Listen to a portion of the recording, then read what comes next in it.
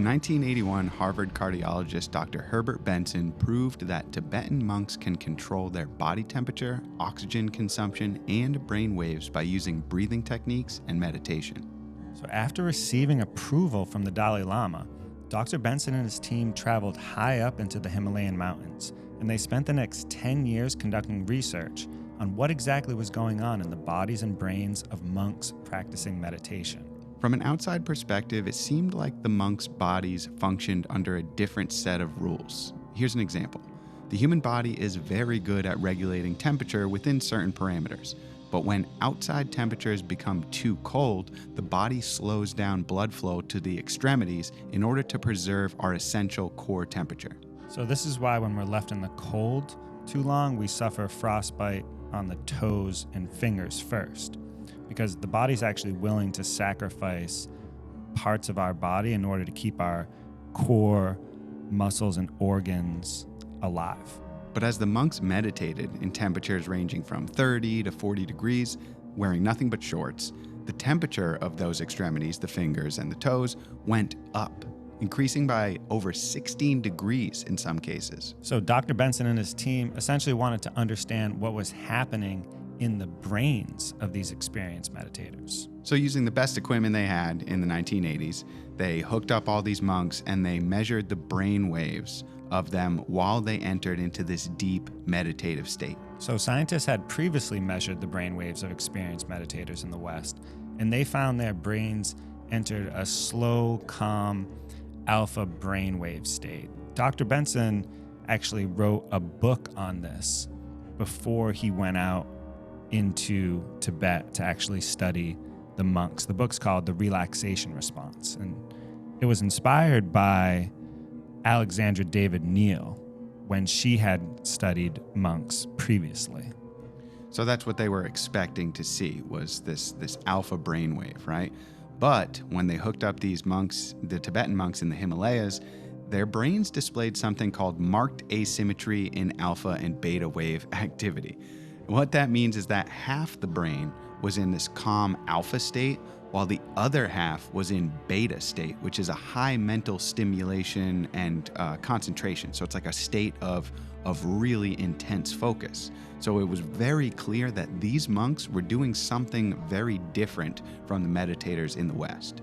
Yeah, essentially they were deeply relaxed, but highly alert. So after that, so Benson and his team are already blown away by this. But after that, they wanted to focus on the oxygen consumption and the breath rate. So they knew that something was going on with the breathing rates of the monks, and they wanted to know what was going on there. So the readings on the researchers' equipment during the first tests were so far from what they were expecting that they spent days recalibrating the machinery and looking for leaks. So basically they had these oxygen masks on, and they thought that the oxygen masks weren't tight enough. They thought there was a leak because they were shocked at how little oxygen the monks were consuming. So they measured these monks while they're meditating, and their oxygen consumption dropped by 64%, which is simply unheard of. So to give you an idea, when we go into deep REM sleep, so ultimate, relaxation state, our oxygen consumption only drops about 10%. So theirs dropped 64%. Yeah, and Dr. Benson had previously studied meditators in the West, and a typical meditator in the West could get this down to 17, or I should say up to 17%. Not even close. So it's just a wild difference. So these monks were slowly sipping air into their body at a rate of 6 breaths per minute, which we've heard a lot about the 6 breaths per minute. The 6-second inhale, 6-second exhale is known as the perfect breath. When we learned about that reading James Nestor's book. Basically, these monks were displaying fully functional and attentive brain waves while Benson and his team continued their research. So they were there for years. I know it seems like this all happened really quickly. This is over the span of years. So keep in mind, they're up in the Himalayan mountains. They're there for years. They're conducting test after test after test. This isn't just one test, right? Test after test after test. So time and time again, they're seeing these changes in their physiology. But towards the end of their time in Tibet, so they've done all these tests, they experienced something that was so unbelievable, it almost appeared to be supernatural. Yeah, so they were high up in the Himalayan mountains, and they were at a monastery. And a group of monks started taking soaking wet towels, and what they would do is they would dip towels into buckets of 49-degree water, and then they would wrap themselves in soaking wet sheets. And normally, your body's natural reaction to this is you'll start shaking, and you could quite literally die. And so when your body starts to shake, it's warming itself up. But these monks are perfectly calm, perfectly relaxed, just meditating through the cold. I'm shivering just thinking about it. It's just so cold. So they've got the soaking wet sheets. They're breathing. They're meditating. They're hooked up, all these sensors, right? Not only did the body temperature stay stable, core body temperature rose. It went up. Yeah, and just to remind you, the room was 40 degrees, and the water in the buckets that they dipped it in was 49 degrees. And so the average person would enter into uncontrollable shivering, possibly followed by hypothermia, possibly even death. So Benson, they go through these studies, and what they thought at the time was that the monks were tapping into their nervous system and controlling it by like sheer force of will, concentration. That was kind of the hypothesis at the time. They didn't understand the exact mechanisms. They were just like, hey, these monks are doing something different. They can control their bodies with these techniques.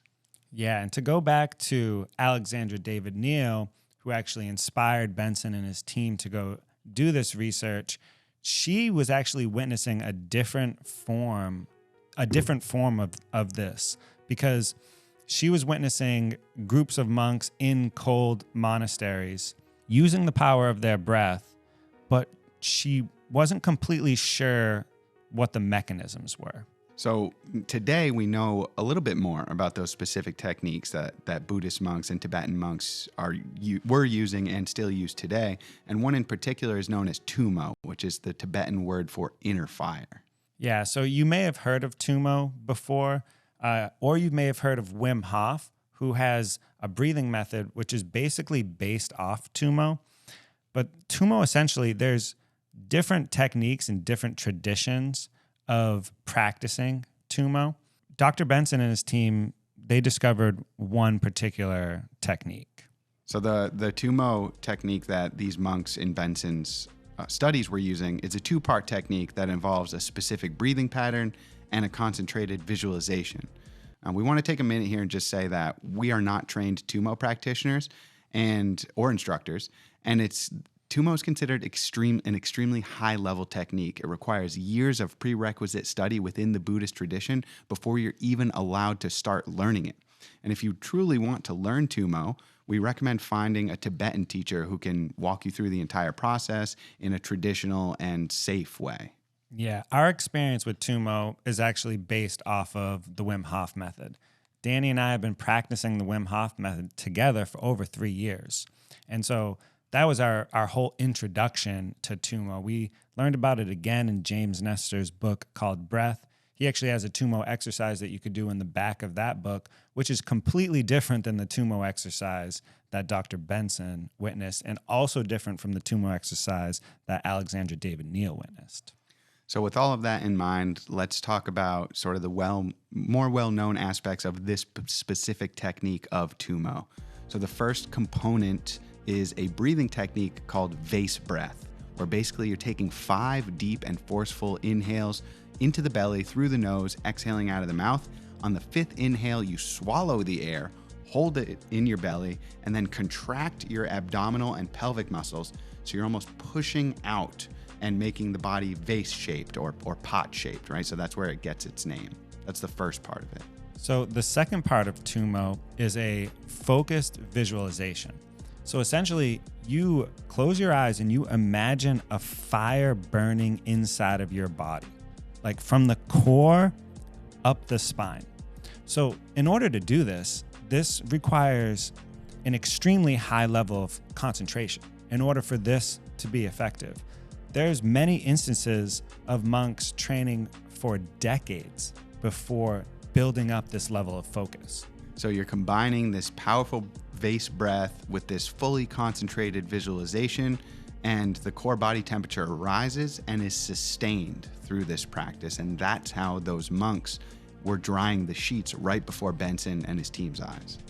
And just a sidebar, there's so many practices that are based off this same formula. Like, for example, there's a metta, a loving kindness practice that also stems from the Buddhist tradition.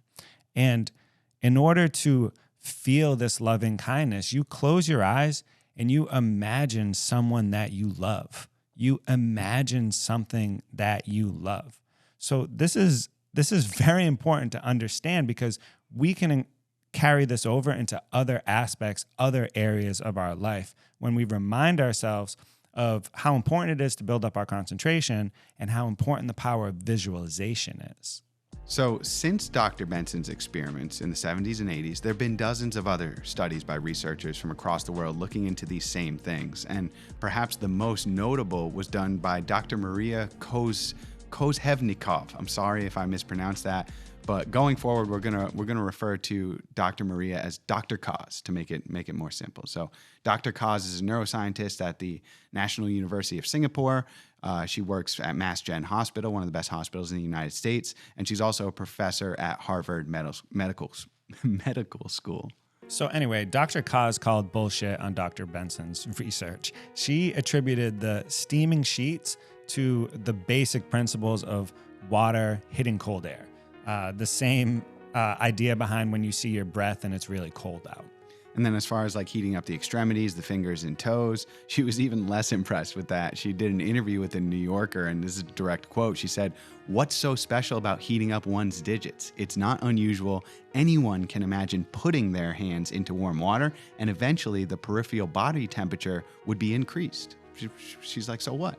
To Dr. Koz's credit, it does sound unbelievable. It does. I mean, it is. You know, it's if we didn't have these studies, if we hadn't done this research, and I was just an outsider listening to these stories, I would be like, that's what they are. These are, stories, kind of fanciful, but the data does not lie. But Dr. Koz had enough, with the stories, in her opinion. So in 2012, she was like, I'm going to Tibet. I've had enough. So she went to, and again, I'm sorry for these pronunciations, Nagchen town in the Amdo region of Tibet, which is an area that's very well known for its Tummo practice. So it was January in the Himalayas, and even inside the house where the experiments took place, it was only 35 degrees. And so she hooked up state-of-the-art thermometers attached to a computer and monitored the core temperatures of meditating monks and nuns. Her skepticism quickly turned to absolute astonishment as she watched the core temperatures rise of every single monk and nun that she was monitoring. And one monk raised his body temperature up to 100.8 degrees, which is a low-grade fever. Completely unheard of. And she published the entire study in the scientific journal, which we're going to put a link in the show notes so you can see that this all really happened. So we've originally became kind of aware of Tummo and Dr. Benson through James Nestor's book, which we've mentioned several times, and we'll link to that book in the show notes as well so anyone else can read that. That's probably been the most influential book I've ever read in my entire life. But this story in particular resonated with us because of this idea of how much control, measurable control we have over the physiology through breathing and thinking, which is basically meditation. That's why it drew us in so much. I don't think I would have ever even believed this story if we hadn't already been practicing the Wim Hof method. Because Danny and I have been practicing the Wim Hof method together. When you do circular breathing, rhythmic breathing, our lungs, they work like a pump. And if you can think about like a pump working, when you get momentum going, it works just more fluently. And you can oxygenate every cell in your body more efficiently. And so the whole changing your body temperatures with the power of your breath, that actually makes sense. If you breathe in a rhythmic breathing, working your body like a pump, you can create heat. Like, because when we shiver, we're creating heat. And so imagine being calm and, for lack of a better term, creating that shivering, but using your lungs in a proper way, pumping oxygen and carbon dioxide and moving the blood around your body. And you can experiment with this on yourself. Obviously, use caution and do it reasonably. Don't do it near water, but you can experiment with this like really powerful breathing, similar to the Wim Hof, which is based off of Tummo. And in Dr. Koz's study, which again is in the show notes, they actually show like inexperienced meditators versus experienced meditators doing this breathing technique. And even the inexperienced ones who don't have that concentration power, that we talked about with the visualization, they are even able to increase body temperature just by breathing in these patterns. So anyone can do this, but it's just, there's just a difference between like, truly practicing Tummo and just heating up your body. Those are different things. But anyone has the ability to heat up their body in this way, which is fascinating. Yeah, I remember reading a little bit about Alexandra David Neal's book that she published on it. And I remember she was hesitant to go into understanding completely how it happens, because I believe that the people that she studied were very spiritual. Like, they believe in transcending the body with the mind. And we keep mentioning Alexandra David Neal. She was one of the first Westerners to ever observe these Tibetan monks doing what they do. She was like the pioneer, and an absolutely amazing woman with an amazing story. We have some stories published on her on our TikTok page, but she's just absolutely fascinating. And she was the first one to even discover Buddhist monks, because in the West, that back, think about before cell phones and email, TV, you don't know what's going on, on the other side of the world. And she actually went there and saw it with her own eyes and brought back stories, which at the time people were just like, this is like, what, these are stories, you made this up. And, come to find out, she was just the first Westerner to witness this. Yeah, we'll have to make a longer form video on Alexandra David Neal, because her story is fascinating. Yeah, she was a badass, for lack of a better term. She was awesome. But so again, on this podcast, we focus around these methods of and techniques and modalities. Like, how can we tap in and improve, our mental and physical health? And this is just one example of that, and perhaps one of the most famous. So we thought it was such a good place to start, and we're going to keep diving in. We're going to keep exploring techniques and meditations and breath works and all sorts of other things that are proven. We have the data. It's proven that we have so much more control over the way we feel than we tend to think.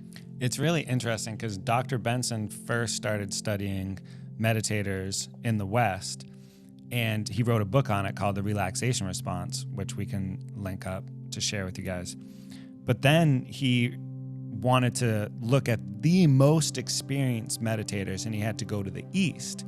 And then he discovered, like, to his shocking surprise, that like, whoa, relaxation is just the tip of the iceberg with the meditation practices. So it's interesting that Dr. Benson discovered how, it had such practical effects for people in the West, and then discovered the superhuman powers of the people in the East. And it's almost like, the superhuman powers of the people in the East and Dr. Benson's work now is going to help people discover that there's such simple techniques that can help us relax and, just think more clearly and have a more calm and alert state of mind.